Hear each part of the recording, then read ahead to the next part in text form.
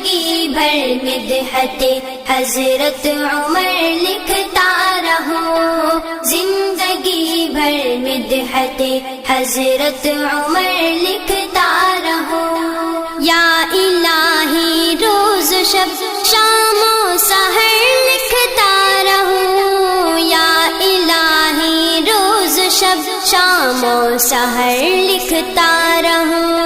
زندگی بھر مدحت حضرت عمر لکھتا رہوں، زندگی بھر مدحت حضرت عمر لکھتا رہوں۔ الحمد للہ والصلاة والسلام على نبیہ اما بعد،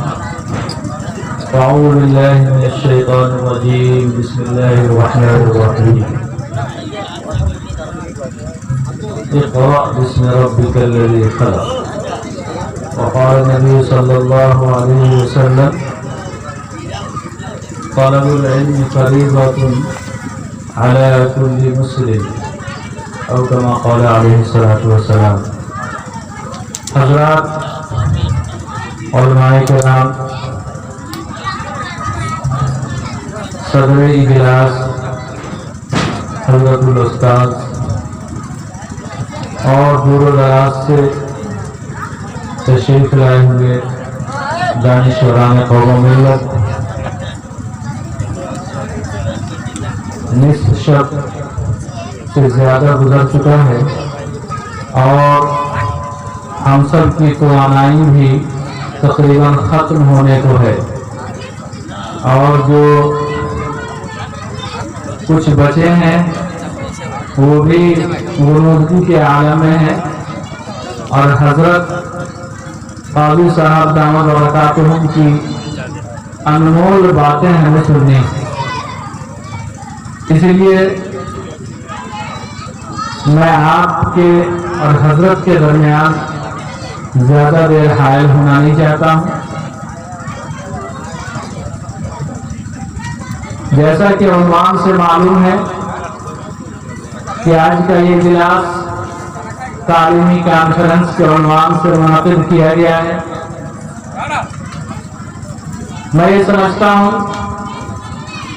کہ یہ عنوان ہی اس مدرسے کے مقصد کو واضح کرتا ہے، اور یہی مدرسہ کیا جتنے مدارس اسلامیہ ہیں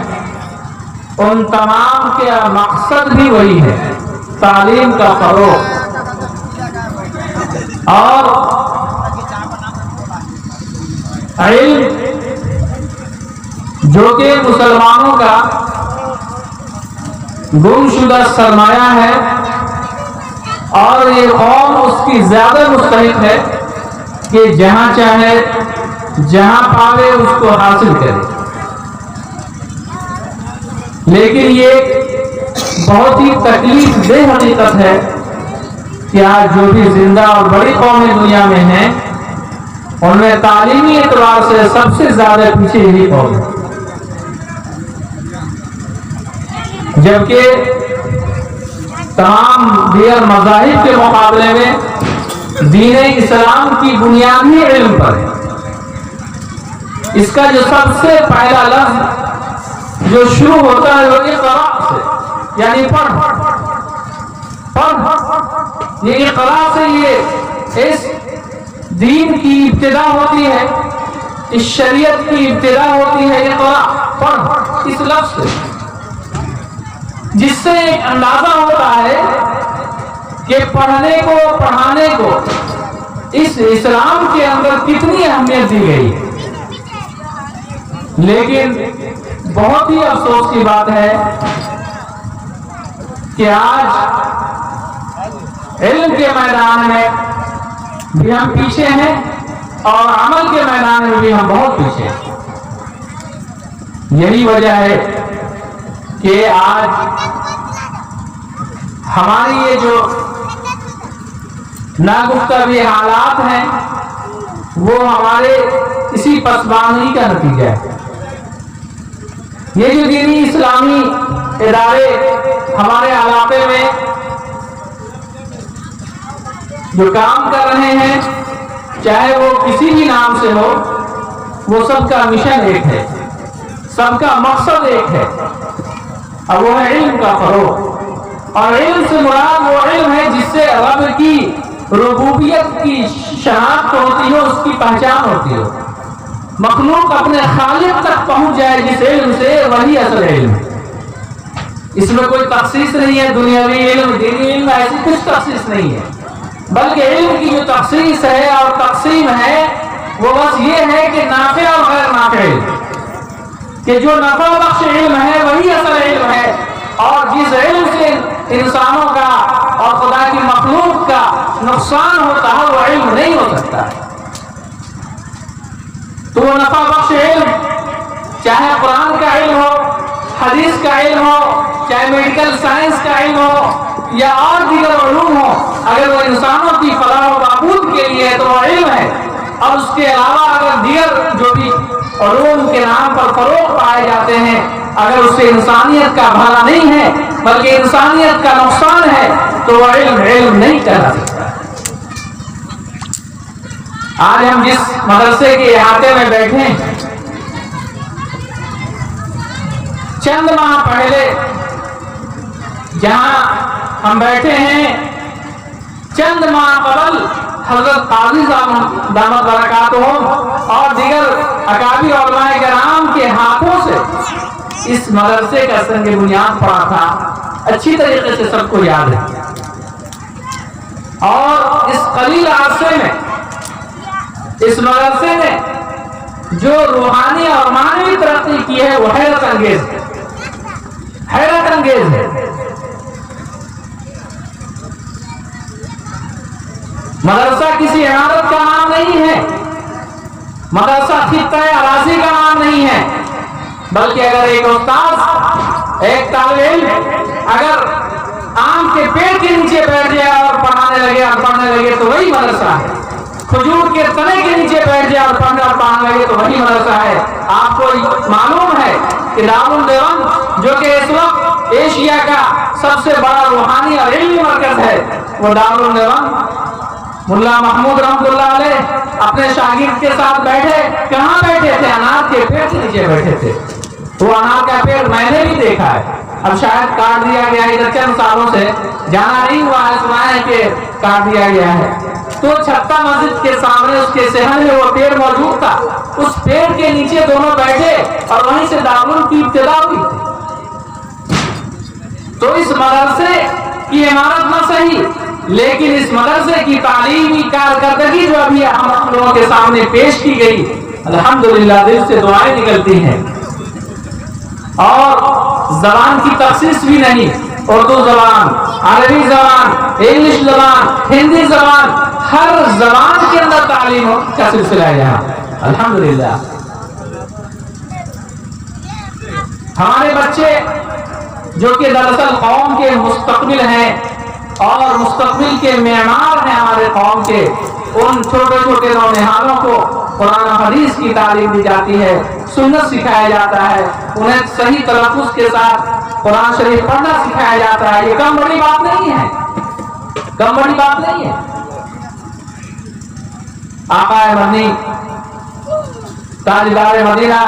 محمد عربی صلی اللہ علیہ وسلم نے فرمایا، خیرکم من تعلم القرآن وعلمہ، کہ تم میں سب سے بہتر وہ ہے جو خود قرآن سیکھے اور دوسرے کو بھی سکھائے۔